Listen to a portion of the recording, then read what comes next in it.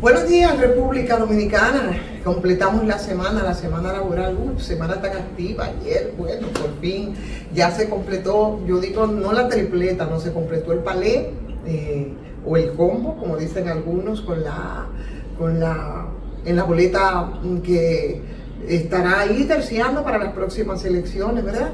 Con la adjudicación ya de los candidatos a la vicepresidencia, en este caso de todos los partidos, los principales partidos, que eran los que mantenían más las expectativas. Ahí está el juego, la suerte está echada. Hoy con Cuchumil, sí, felicitaciones, y florecitas, y discursos, y intervenciones, muchas veces muy hipócrita, a propósito de que hoy es declarado Día Internacional de la Mujer. Eso se oficializó en 1975. Lo que previó a todo esto fueron acontecimientos discriminatorios, sobre todo de mujeres que tenían que trabajar largas jornadas de trabajo. Y por supuesto, aunque se ha avanzado mucho y el costo también ha sido bastante fuerte para las propias mujeres, todavía hay mucha desigualdad respecto al día que hoy se conmemora. Por tanto, yo soy de las que digo, y hay quienes dicen, bueno, pero que radical, que hoy no es un día para felicitar. No es un día para felicitar, sobre todo cuando en República Dominicana nosotros tenemos que ver las crónicas que nos dan cuenta, por ejemplo, del nivel tan amplio de mujeres y niñas que salen embarazadas de manera extemporánea, o cuando vemos también las estadísticas de las mujeres que son muertas a manos de sus parejas porque hay una violencia que es machista, que es cultural, que es discriminatoria. O cuando tú ves lo que ocurre, por ejemplo, en los centros de trabajo o en las universidades, cuando tú ves la desigualdad que existe, incluso entre mujeres y hombres que aún desarrollando las mismas tareas y las mismas jornadas, tienen devengan salarios muy, muy desiguales. O sea, un 8 de marzo que nos agarra con una ley que es como el Código Penal, que todavía está dando vueltas en el Congreso, porque la hipocresía de los legisladores y de los políticos respecto a preservar la vida de las mujeres, se buscan mil excusas para no hacerlo. Entonces eso, yo creo que cuando nosotros tengamos resuelto y definido todos los derechos de las niñas, adolescentes y de las mujeres que aquí en República Dominicana mueren en cuanto quedan embarazadas, mueren a partir de entonces porque tienen a una sociedad que a un Estado encima y tienen un entorno totalmente hostil, que si no mueren físicamente también te las matan moralmente,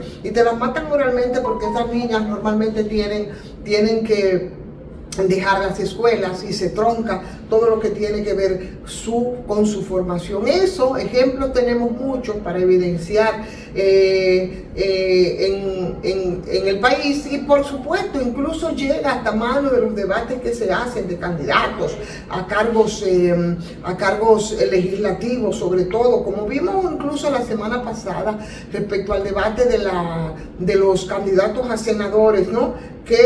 E incluso hasta el caso de muchísimas mujeres que también aspiran a ocupar curules en esos estamentos de poder, desaprobando, por ejemplo, el tema de las causales, las 3 causales, porque dan por sentado que la vida del ser que está por llegar siempre estará por encima de la madre. Entonces, cuando tú ves todo ese tipo de cosas, yo digo, a mí no me estén mandando florecitas tampoco. Eso yo le escuchaba decir a mi colega Altagracia Salazar, y estoy totalmente de acuerdo, porque justamente ese es mi discurso. No me feliciten, no me manden flores. Y sí, ustedes créenme como un sujeto de derecho en este país, y como hacen en muchas sociedades desarrolladas.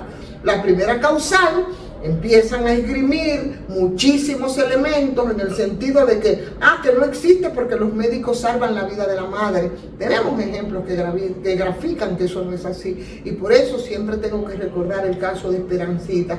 La segunda causal, que también es ignorada, por lo que aquí grupos de mujeres ya han impulsado para que se conozca ese derecho, porque si hay una malformación compatible con la vida, descartan la tercera aunque una niña, adolescente o una mujer haya sido violada, no importa que esa violación haya sido de manera incestuosa, estos casos tampoco importan, porque al final del día importa más ese ser que está gestándose a la vida de esa mujer. Los debates reducen a la mujer entonces a un tema meramente del aborto. Entonces parece que no importa todo el tema que tiene que ver con las brechas de género. Parece que lo más relevante es hablar sobre algunas iniciativas, y esas iniciativas que tienen que ver con la promoción de la equidad, con mejorar y preservar la vida de las mujeres.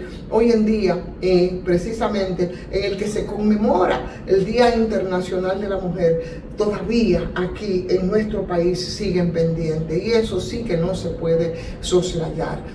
Mujeres que han tenido que pagar un precio muy caro por una emancipación integral que la ha llevado primero a las universidades, después a vincularse a los medios de producción de esta sociedad, y entonces a tener que cargar con las triples y largas jornadas que implican no solamente convertirse en un ente productivo, que no es la que tiene un delantal y está al cuidado de la casa y está al cuidado de los hijos, porque hay un hombre que es proveedor, y como es un hombre proveedor, podía servirse incluso como objeto de esa mujer. La mujer decidió que era más que un objeto al servicio de un varón que la ha subordinado históricamente. Y por supuesto, el esfuerzo extraordinario cuando decidió entonces empoderarse y salir a las calles para caminar paralelos, porque la verdad yo no creo en que haya un subordinado y un subordinante, no. Yo creo que cuando tú tienes una relación, simplemente tú caminas a la par. Pero nada de esto es reconocido aquí en República Dominicana. Recientemente, incluso acaban de hacer un grupo de colegas periodistas un levantamiento, un estudio respecto a la participación incluso de las mujeres en los medios de comunicación y la desigualdad que hay. Y eso es notorio, evidentemente, en términos de la información, del empoderamiento respecto a todo eso, es abismal. Entonces, yo creo que cuando entonces avancemos en esa dirección, y cuando aquí eso se tome no como discurso oportunista que hacen muchos hombres porque tienen y cargan con el peso de un machismo que es ancestral, y muchas mujeres que por ignorancia también son parte de esas exclusiones. Entonces, no, por esa y por muchas razones, yo entiendo que hoy nosotros no hay razones todavía para que nos puedan felicitar.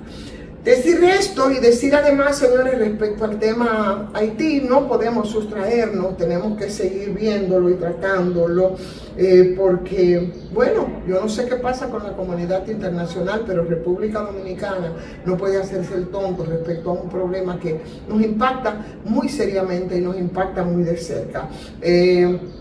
Ustedes saben cómo ha ido profundizándose la crisis, pero también el oportunismo político aquí en este país respecto a algunas posiciones no ha perdido absolutamente cancha. La discusión que se hizo durante toda la semana fue respecto a la posibilidad de que el primer ministro haitiano estuviera aquí y aterrizara aquí después del periplo que todos conocimos, y por supuesto la decisión del gobierno dominicano, ponderada incluso por la oposición que incluye a algunos legisladores, y que para lo que no hay que hacer un ejercicio extraordinario para darnos cuenta de la pertinencia y la decisión tomada por el presidente de la República respecto a este tema. Ustedes pueden imaginarse si estuviera aquí el primer ministro haitiano, a tiro de hit de una población que no lo quiere porque ha sido un gobierno de facto, pero porque además no ha creado ni sentado las bases para que Haití pudiera avanzar en otra dirección, como es el hecho de proporcionar, sin que se deterioraran en el nivel que está, las elecciones en ese país. Y no lo hizo ese gobierno de facto del primer ministro durante todo este tiempo, nombrado de dedo 2 días antes, casualmente, precisamente después del asesinato del presidente Jovenel Moïse. La situación que nosotros tuviéramos en el país, el conflicto que nosotros tuviéramos en este momento, señores, fuera una cosa terrible. Por tanto, la ponderación respecto a la decisión del presidente Luis Abinader y de su gobierno de no aceptar que aterrizar aquí en el país el primer ministro haitiano fue de mucha pertinencia, pero aun cuando ha sido reconocido por algunos de los partidos de oposición, no ha faltado quienes encima de ese reconocimiento hablen de que las políticas implementadas respecto a la situación haitiana no han sido las correctas. Es evidente que en el Palacio Nacional no querían correr riesgo, y es correcto que no se quisiera correr riesgo en una situación tan volátil como la que se está viviendo en este momento ahí al lado, con nuestros vecinos, y la situación que eso se hubiese producido aquí en la frontera. Entonces eso es un tema que vamos a tener que seguir tratándolo por muchos días, y ojalá que pueda resolverse de la mejor manera la situación haitiana.